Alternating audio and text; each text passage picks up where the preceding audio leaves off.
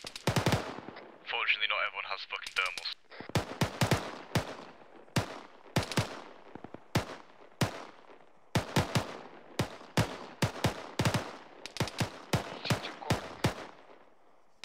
Team 1 moving.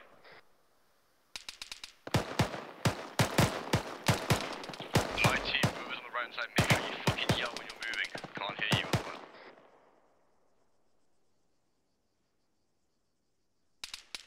There's no rounds going down range. Team 1 set. Roger, popping smoke.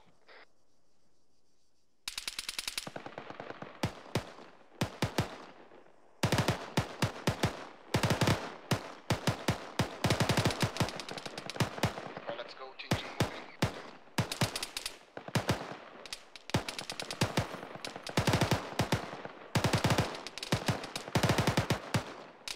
Yeah, that smoke did a lot of good. Contact from the middle tower.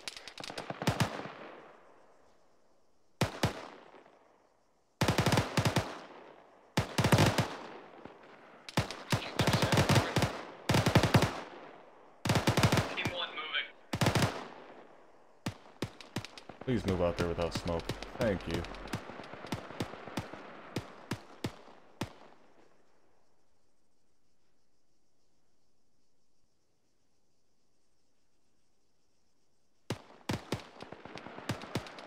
Left side is using smoke because Stark is over there, and Stark has fucking done this before. Right side's not because these three guys are assholes and aren't gonna hold his fucking hand. Team 1 set.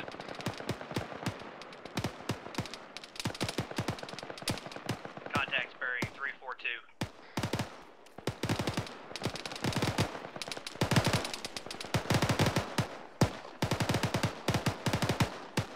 Come on, you guys are fucking dumping lead out there. Taking your sweet fucking time. 338 bearing. Alright, let's move. Team 2 moving.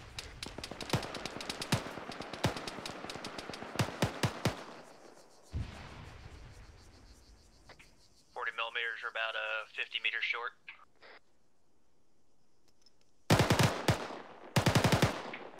No, Myers throwing the smoke because he's like, fuck this.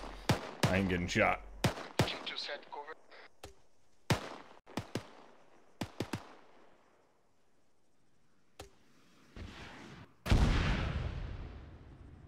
RPG came from bearing 344. Team 1 pushing up.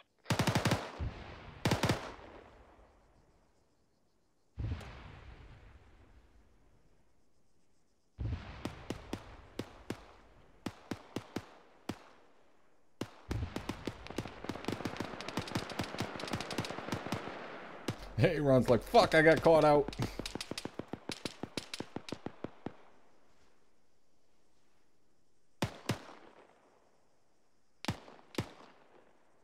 Yeah, he got fucked. I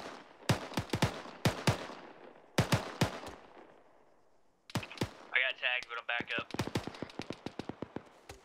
Holy fucking long ball smoke. Patching up.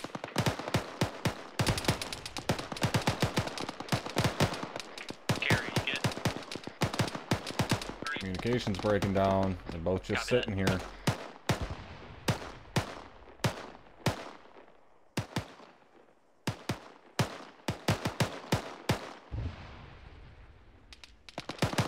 Somebody take the fucking initiative.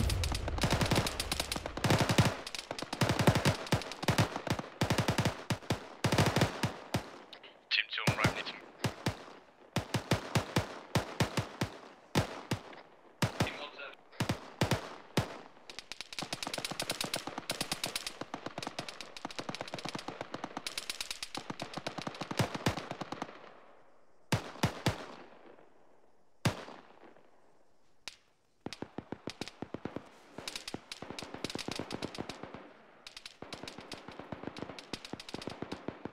There you go. You guys need to fucking move. Alright, team 2 moving.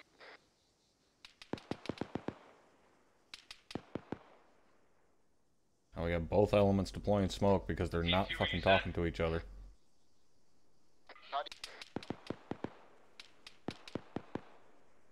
You guys that are supposed to be fucking covering can't do dick. Alright, team 2 set, cover.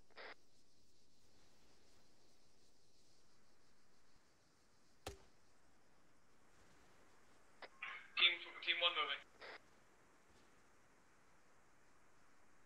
moving.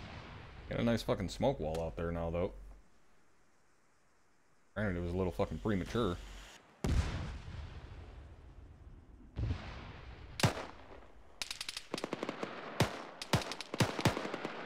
1 set.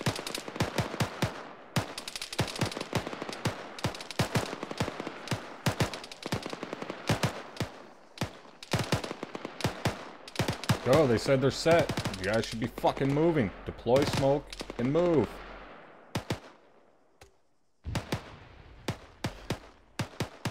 Getting fucking tunnel vision.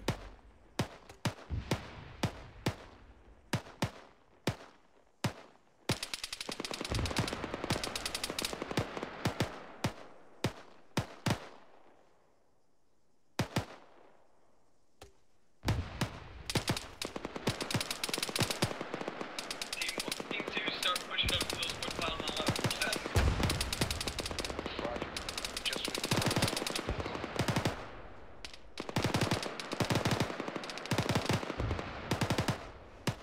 Team 2 moving. Up here on my own. You're up there on your own because you moved without the rest of your fucking team, Myers. Try and set a good goddamn example.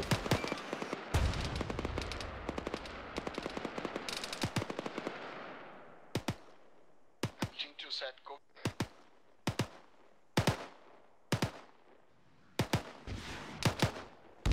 Ooh, that was a nice one. Shit. I think that was the SPG-9. Or the... Yeah, the fucking Metis or whatever the hell it is. Oh, they were all over Sal's ass.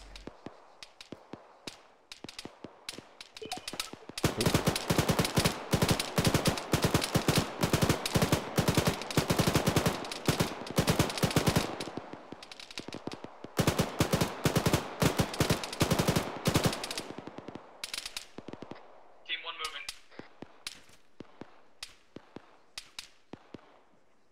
Still sitting still way too fucking long.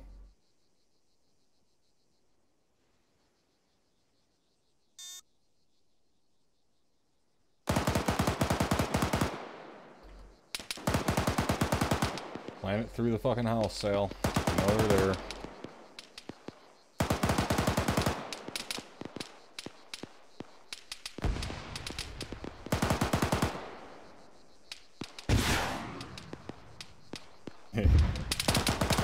Oh, as soon as he got off that motherfucker.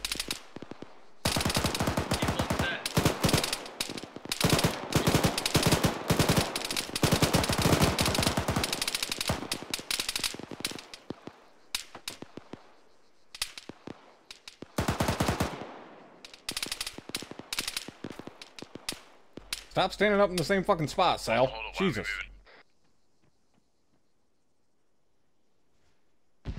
Everybody's just kind of hanging out. Alphas, keep moving. Alright, we were bandaged, now it's setting smoke to move.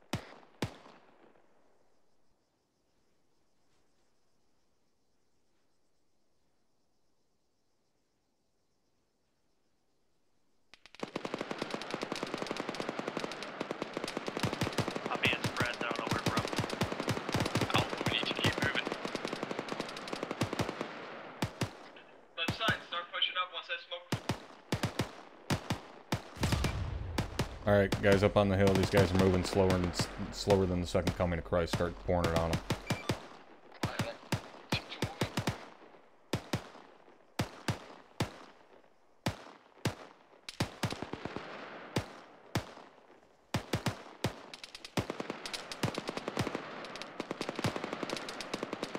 Well, that was a little fucking adventurous there. Team 2 set, covering.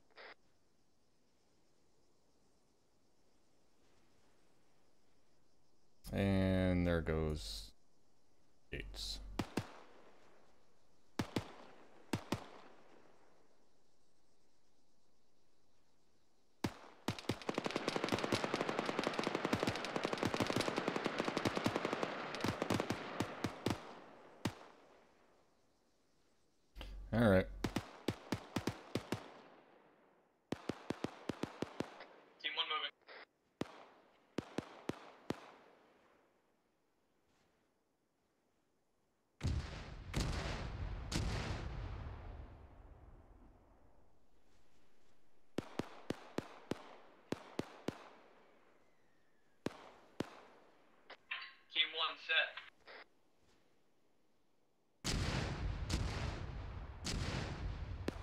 Alright, that would be the final move. Just throw the smoke by them to the flags.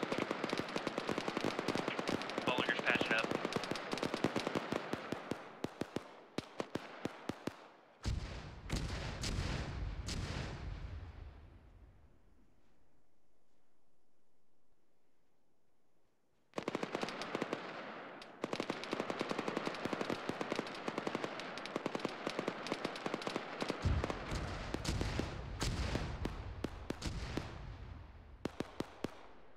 Why in the fuck are you guys still sitting here? Everyone okay?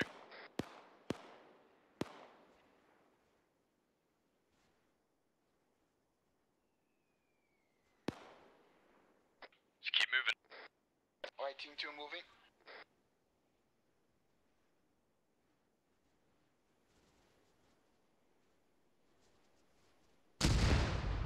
That was weird.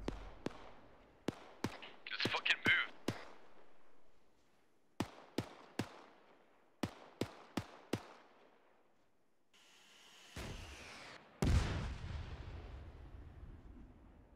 Team 2, I'm bandaged legs.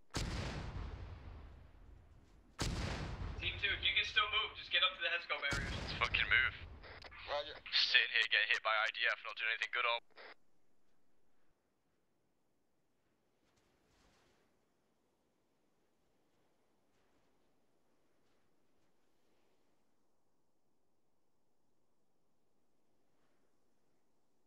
No, they're all just making a mad dash Team for 2 it. moving. Where the fuck is Rainy going? Almost on the flags. Alright, ceasefire, ceasefire, ceasefire. Rally at the flags. By the flag. Solid copy. Ceasefire, NX, rally on the flags at my position.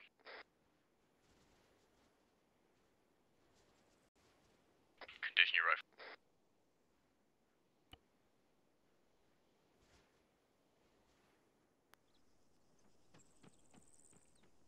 Stand still, carry. Salvatore, go back up there and change your outfit.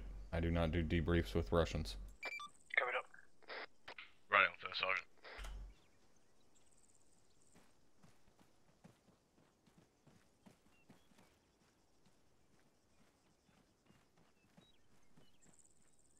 I'm assuming you're out of bandages.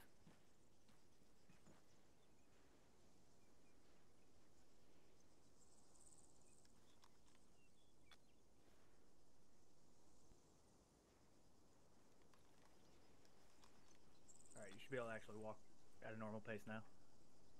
Yeah, let's run home, yeah. He's going the distance.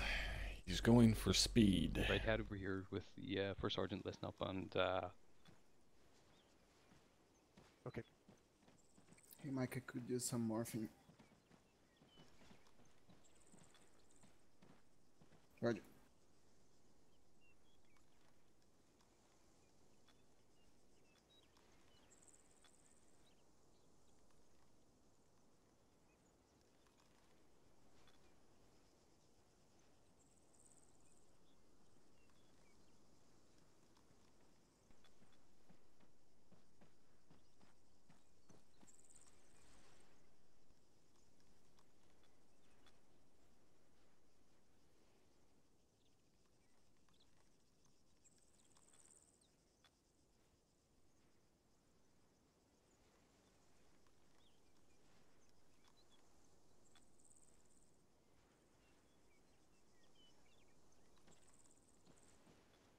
Do we have any morphine?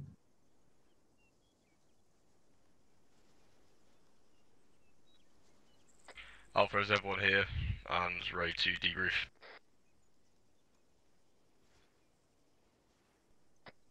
Affirmative.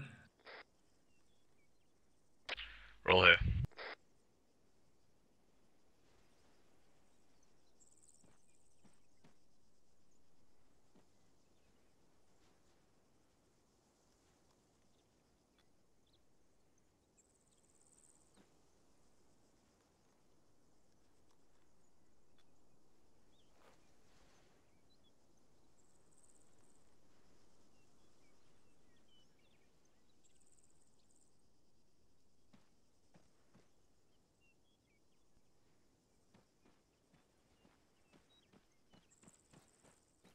Everybody's vagina's done bleeding, Doc.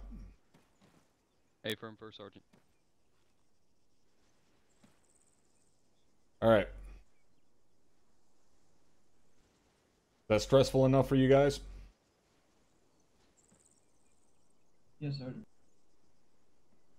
I check there's a 1 in front of that.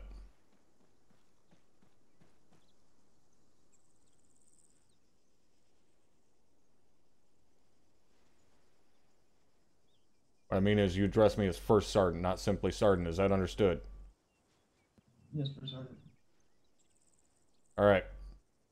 Before I get over what I've seen from my perspective, Sergeant Myers, anything you'd like to point out as acting actual? Thank you, First Sergeant. Started off really strong, moving really well, I thought, and communication was good. It was just towards the end there, you guys slowed down and there was literally zero flow of communication going on. Couldn't hear anyone calling if they were set and what was going on, so watch out for that. Even though, you know, the world is exploding around you, you need to still keep on moving.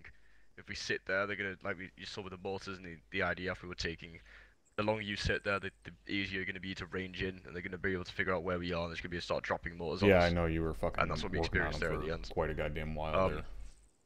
Use of smoke, I always go over this, but, you know, we've only moved 400-500 meters here, and we used a shitload of smoke. One smoke is enough to conceal us moving, especially in this course.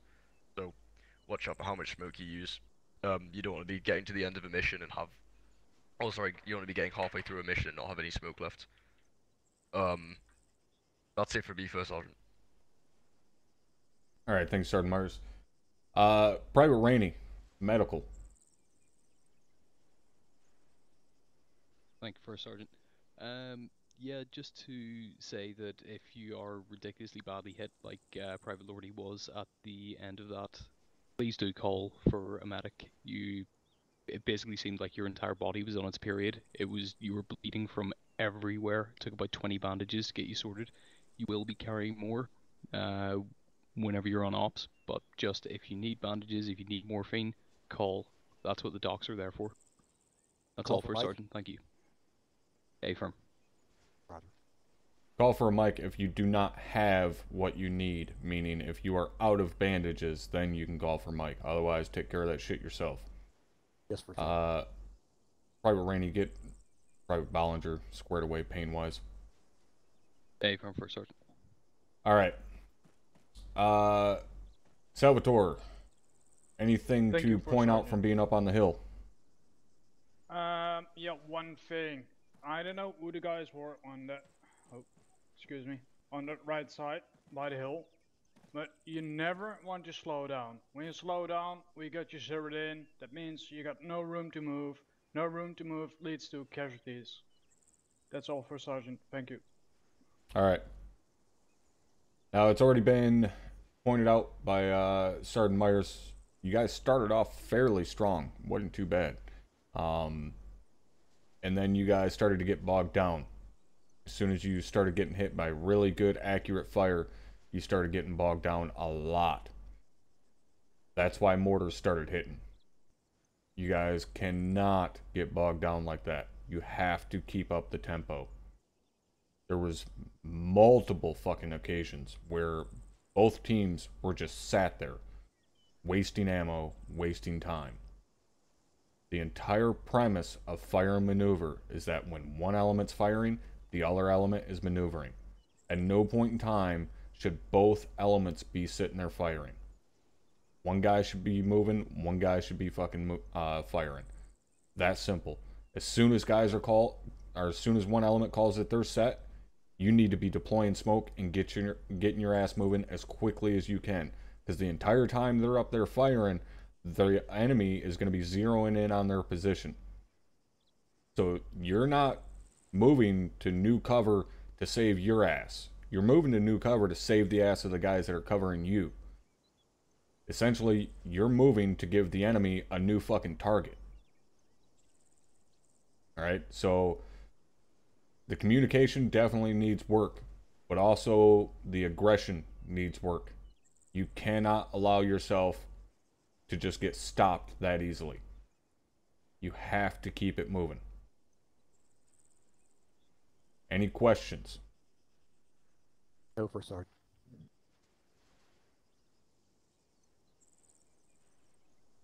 Carrie, I'm going to assume you don't have a question.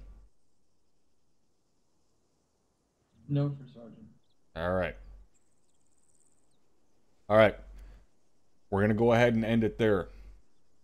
It's already been a long day. We will move on to the next portion next weekend. As I told you guys at the start of the day, today was going to be long. You were going to have a lot of fucking information thrown at you. It's only going to get harder from here. You're going to have more information thrown at you, and we're going to raise our standards even higher. Every fucking day you move forward from here, it's going to keep getting harder. As I told you guys before, that means you got two choices. Bitch out and leave, or nut the fuck up and keep pushing through. Your choice to make. I sure as shit can't make it for you, and if you choose to bitch out and leave, good fucking riddance. I don't have the time for you anyways. Choose to stay, continue your training, and show up next weekend and prove you got the fucking nuts to keep moving forward, then good on you. But be prepared for even more harsh conditions and harder critiques. That's going to be it for day 2 for you guys. Now, while still in the training pipeline, as you should have been told by your recruit instructor, there are some things you can and cannot do. At this time, you are not allowed to take part in the large-scale operations that take place on the weekends. You will earn that once you graduate OSUT. However, you are allowed to take part in trainings. You can fill in squad trainings and platoon trainings. Now, I know that Havoc 2 has a platoon training coming up here in about 30 minutes. If you have the time, I highly recommend you fill in for that. In order to fill in for that, all you got to do is be hanging out in TeamSpeak, wait for someone to make the global announcement in TeamSpeak that they're looking for fill-ins. Hop down to that channel, tell them you're there to fill in. They'll get you squared away with a team and so on. And that little bit of extra experience will help you going into next weekend. All right, any questions? No, for Sergeant. All right, that's it. You guys are dismissed. Enjoy the rest of your Sunday afternoon.